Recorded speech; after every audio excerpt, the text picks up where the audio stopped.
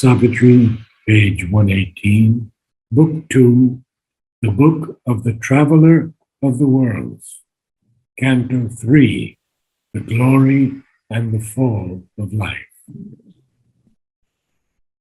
And we're at the beginning, at the first line of this canto. Only a flickering zest they left behind. I can't hear anyone. Yes, I'm here. Can you hear me? Okay. Yes, we can hear you. All right, very good. So is it the first line, only a flickering zest? I am not sure about the lines. Well, I think we'll start with that line because this is very, very important. So we begin. Only a flickering zest they left behind. Flickering, of course, is like a wavering light, something that is shimmering, perhaps, quivering light. And a zest, of course, is a very keen relish, a gusto. So they're leaving behind this flickering zest, or they're leaving behind the fierce lust that brings a dead fatigue. Amid her swift, untold variety, something remained dissatisfied, ever the same, and in the new saw only a face of the old. For every hour repeated all the rest, and every change prolonged the same unease. What we see here is this particular plane that Sri Aurobindo Aswapati has accessed in the glory and the fall of life. That we see there is a swift, untold variety, but that holds within it something that's very dissatisfied because it's always the same. And even in the new, we only see the face of the old because every hour repeated all the rest. That's interminably repeated. And every change prolonged the same unease. We can even say this about the world that we live in, because we see in this world so many changes, and very often we still see that it's the same. There's the same unease about things, the same sort of inability to make progress. The same arguments continually recur, the same situations of family life and so many other things, work. So we see that she is a spirit of herself and aim unsure. So she is unsure of herself, she's unsure of her aim. And then the next line says, tired soon of too much joy and happiness. She needs the spur of pleasure and pain. And we know what a spur is. It's a stimulus.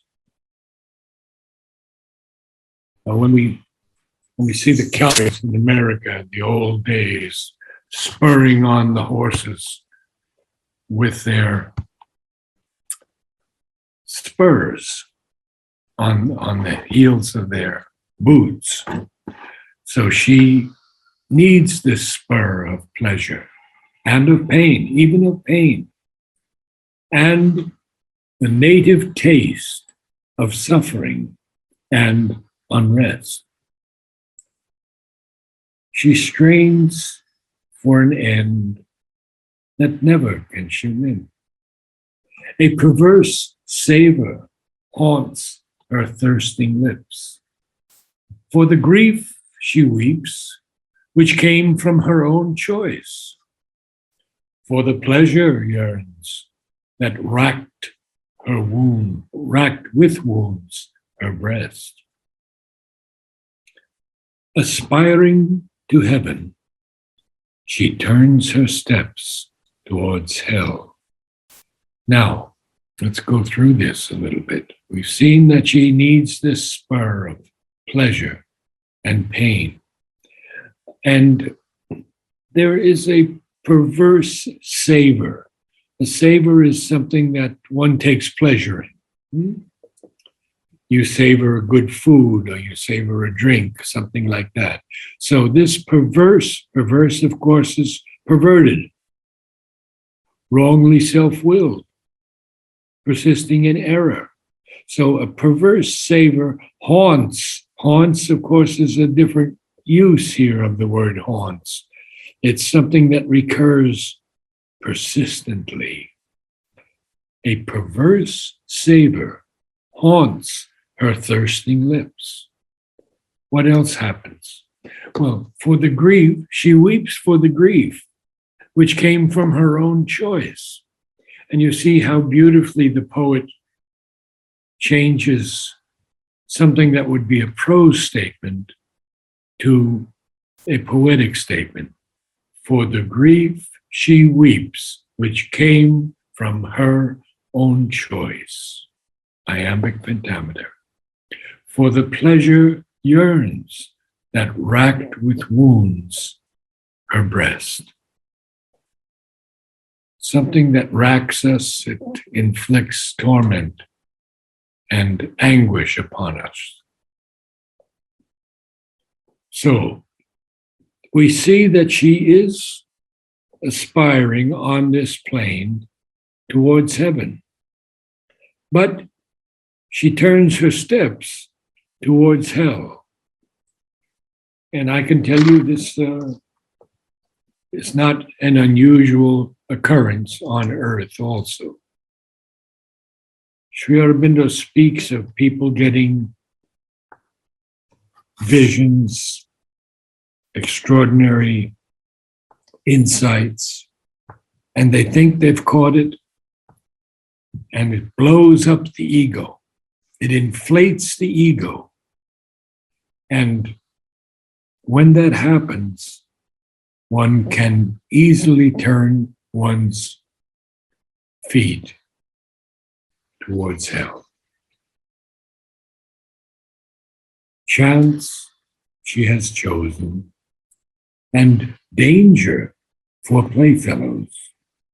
Fate's dreadful swing she has taken for cradle and seat. Interesting. So interesting. Chance, she's chosen chance, and she's chosen danger as her playfellows. And even this dreadful swing of fate she has taken for cradle and seat.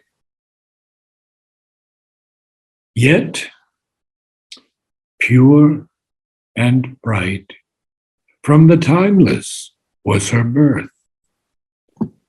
We've spoken of time before many times, so we won't go through those definitions. A lost world rapture lingers in her eyes. Her moods are faces of the infinite. Oh, it's very sad, isn't it? Very sad to read this. Because earth, and it was from the timeless.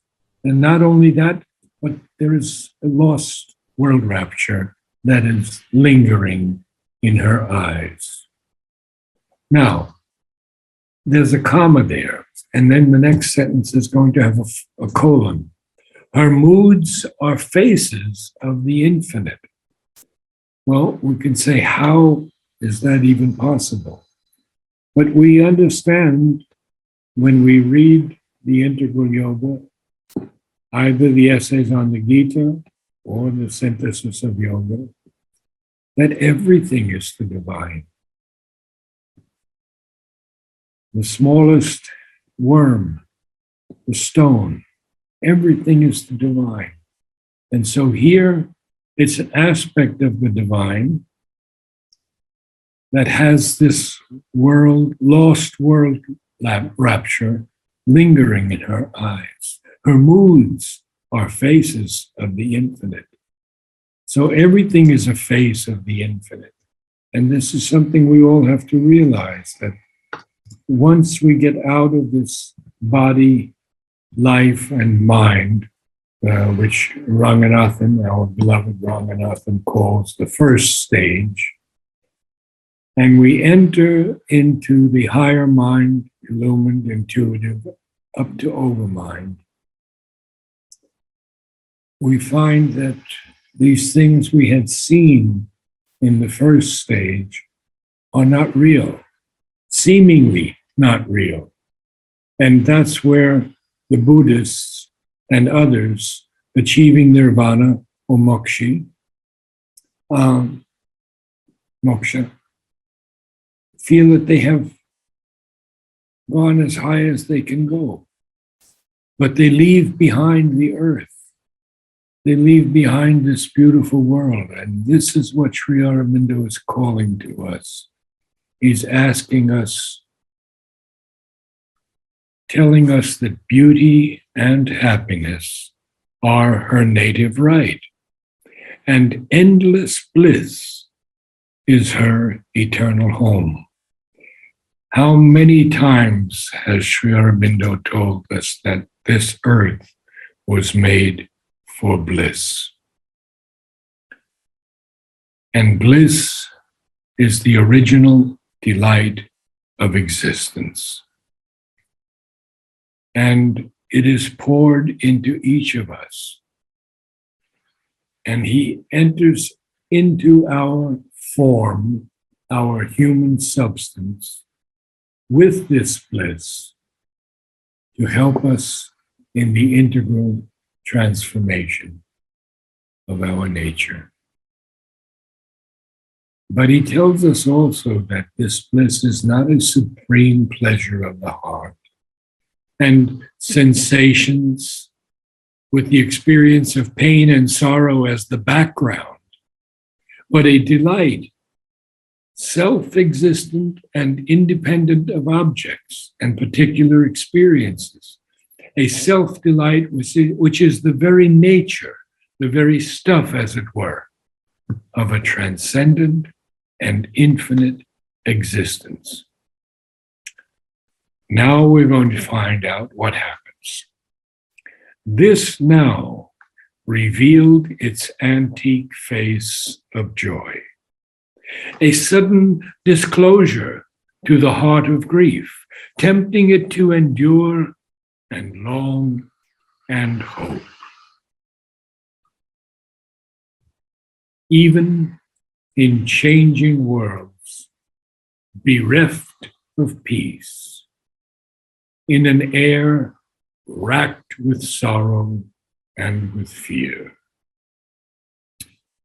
And while his feet trod on a soil unsafe, he saw the image of a happier state. So we have to remember that Ashwapati, Sri Aurobindo, is climbing this world stair, and he's seeing all the positives in each plane as well as the negatives. So now we see that he has the experience of this plane revealing its antique face of joy. It's a sudden disclosure to the heart of grief, tempting it to endure and long and hope, which is what we have to do in this integral yoga. We have to endure. We have to have the discipline to carry on. When we have crises, when we have great sadness of the departure of a soul, or injuries, or failing health, we must endure and long, and we must hope also. So then he is going to tell us that even in changing worlds, now these changing worlds, in this case, are bereft of peace. Bereft is deprived or lacking something needed or expected. So these changing worlds are deprived of peace. And in an air racked with sorrow and with fear. Here, racked means tormented, anguished. In an air racked with sorrow and with fear. And while his feet trod on a soil unsafe, he saw the image of a happier state. Well, he's only seeing the image now. Remember that this is just his initial foray into this world stare, because we're only in third canto. There are 15 cantos. So he will go not only through each one, but in some he has to go down to bring there the light, and in others he'll rise very, very high to find the truth of the highest planes. Vladimir, can you share something with us on these planes of existence and where he is now? Well, he's just beginning his journey and speaking about life. What was interesting in the previous one line that she is aspiring to heaven, she turns her steps towards hell. Also, it implies that actually heaven should be everywhere. And that's why she's also going in every direction and even to hell to find that heaven, because her native right is beauty and happiness. So she's looking for beauty and happiness and bliss everywhere. And in a way, Sri Aurobindo always implies this, yes, this transformation, this freedom of looking for the divine everywhere. And of course, he has another statement, the hell was shortcut to heaven. So in a way, it might be a shortcut for her to go to heaven everywhere, where her native right should be established. These thoughts are coming through. Yes. And in other lines, such as, none can enter heaven who has not passed through hell. It's a similar feeling. Huh? So now we're going to see this architecture. In an architecture of hieratic space, circling and mounting towards creation's tops, at a blue height which never was too high for warm communion between body and soul, as far as heaven, as near as thought and hope. And now I have to go to the next line, next page, 119. Glimmered the kingdom of a griefless life. So he sees this. He sees that this life is struggling, is striving. And so here, there's this glimmer, this flicker of a kingdom of a griefless life. Above him, in a new celestial vault, other than the heavens beheld by mortal eyes, as on a fretted ceiling of the gods, an archipelago of laughter and fire swam stars apart in a rippled sea of sky. What magnificent poetry, such magnificent poetry. So he is seeing in this celestial vault, and it's a new vault actually, and it's above him now. He's looking up towards it. He sees the kingdom of a griefless life glimmering. Done. And he sees that it's other than the heavens that we behold or feel with our mortal eyes. And then he says, after that comma, as on a fretted ceiling of the gods. Well, a ceiling that is fretted is ornamented with elaborate patterns or angular designs. Very often it's a cross stitch of timbers that are very, very, very beautiful. So he sees this this kingdom of a griefless life as on, now here he uses an image for us to understand. It's sort of like on a fretted ceiling of the gods. So we have to try to see that in our consciousness, that there's this fretted ceiling of the gods, and it's well, I pronounce it archipelago, but it could be and I believe archipelago is more correct. An archipelago of laughter and fire. Whoa. Now, archipelagos are actually groups of islands. And he's seeing them, he's seeing this vision, this fretted ceiling. He's seeing this celestial vault. He's seeing these heavens that we're not able to see.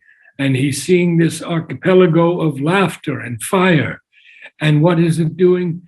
It's swimming, swam stars apart in a rippled sea of sky. Oh, poetry. And now he's going to tell us more about it. What is happening here? He's seeing towered spirals,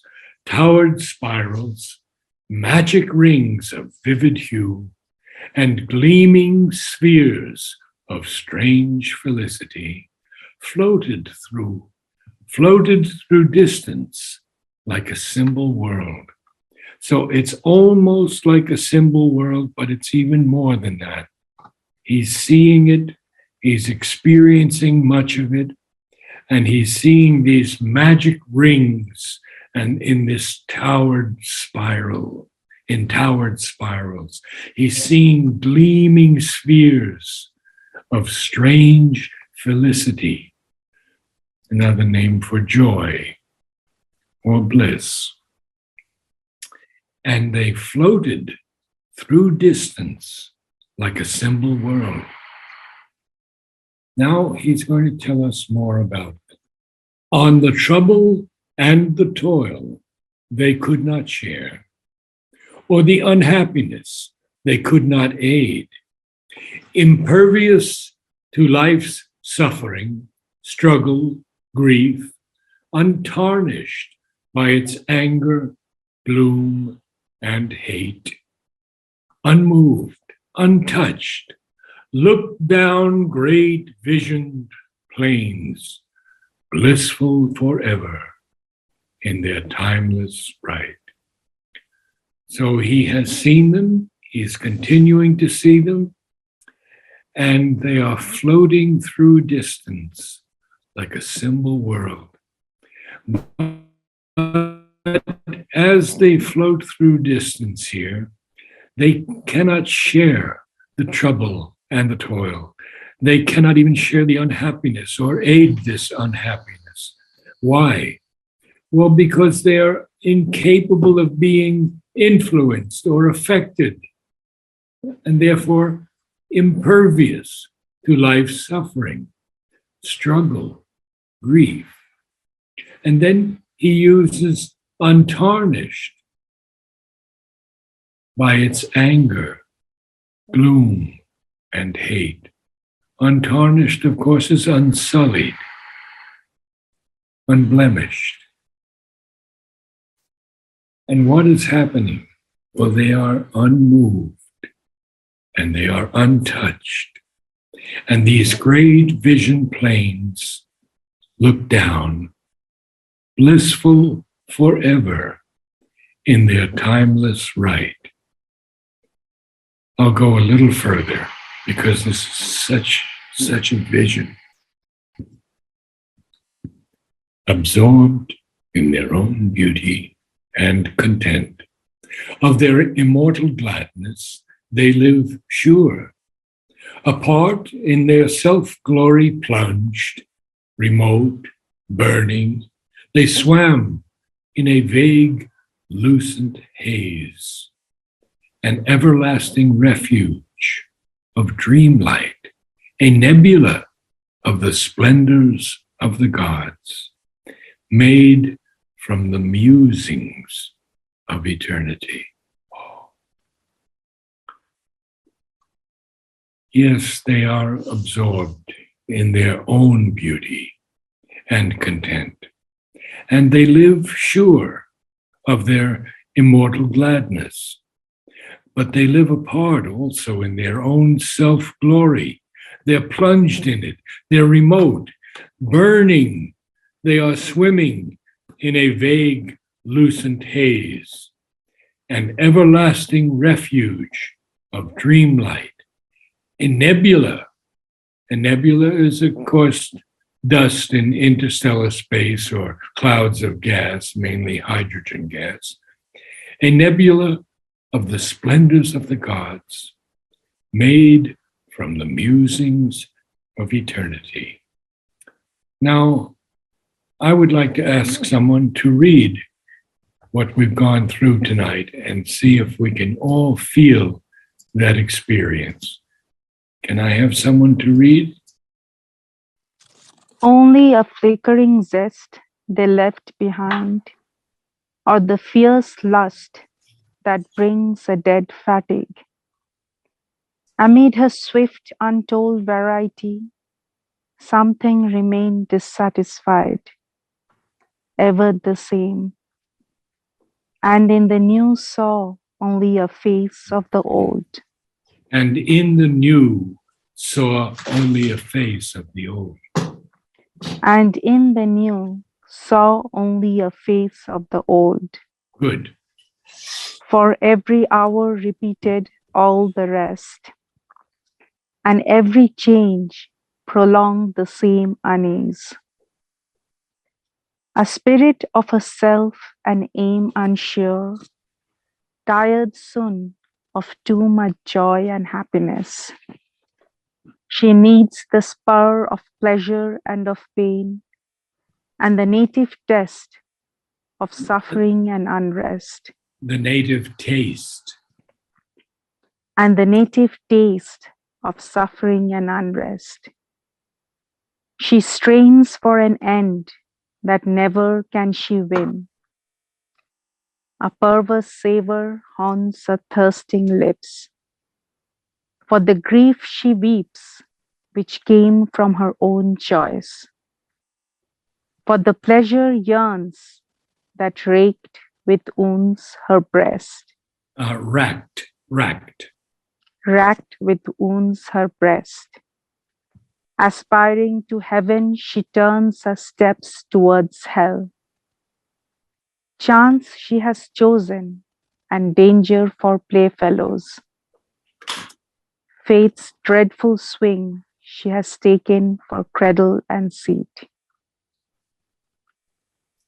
Yet pure and bright from the timeless was her birth, a lost world rapture lingers in her eyes. Her moods are faces of the infinite. Beauty and happiness are her native right. And endless bliss is her eternal home. Yeah, I think the preferred pronunciation of is infinite, not infinite, infinite. Her moods are faces of the infinite. Please continue. This now revealed its antique face of joy, a sudden disclosure to the heart of grief, tempting it to endure and long and hope. Even in changing worlds, bereft of peace, in an air racked with sorrow and with fear, and while his feet trod on a soil unsafe, he saw the image of a happier state.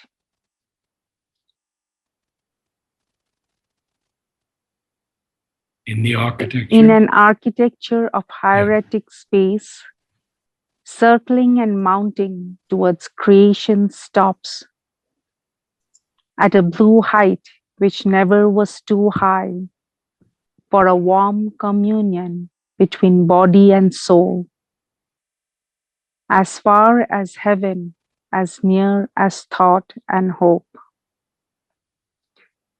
Glimmered the kingdom of a griefless life.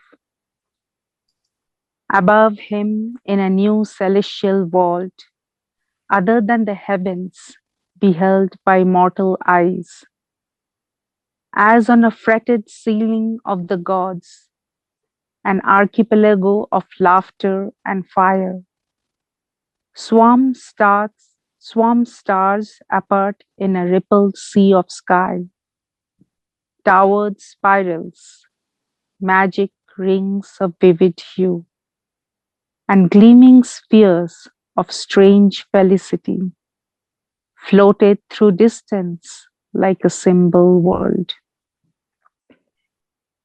On the trouble and the toil they could not share, on the unhappiness they could not aid, impervious to life's sufferings, struggle, grief, untarnished by its anger, gloom, and hate. Unmoved, untouched, looked down great visioned plains, blissful forever in their timeless right. Good Absorbed reading. in the Yes, very good. Very good. Continue. absorbed in their own beauty and content of their immortal gladness, they live sure. We have content as a verb and as a noun. So here they're absorbed in their own beauty and content. Feel the difference? Their own beauty and content. If someone is contented with something, they're happy with it. So I think we'll conclude for today and see all of you next week. Thank you. Namaste. Namaste. Thank you.